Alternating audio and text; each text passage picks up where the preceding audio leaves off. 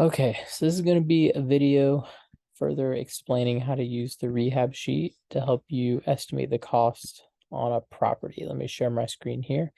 All right, so for a lot of these items here, you need to know the square footage. Calculating the square footage can be as simple as just looking at the listing or the property information.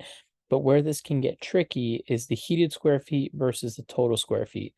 So, for example, if a property has a carport or a garage or a porch that has a roof on it or a structure that'll need to be painted, that's going to be greater than the heated square feet. The heated square feet will only be for, the air conditioning and for appraisal purposes and figuring out the value of the property, but the roof and everything is going to cover the whole property.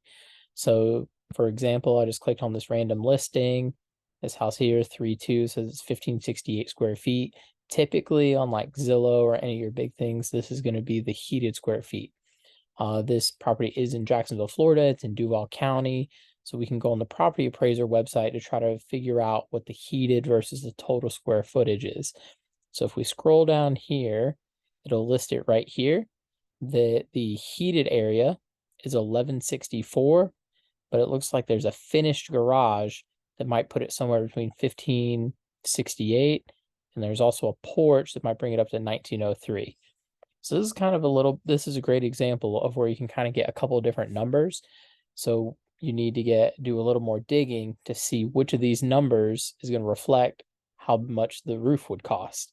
Because obviously, a 1100 square foot roof is going to cost a lot different than a roof that has to cover 1900 square feet.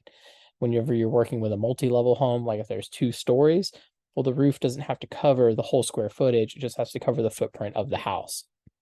So when you go to enter in kind of the roof price here, you got to figure out what the roof is actually going to be, not just the square footage.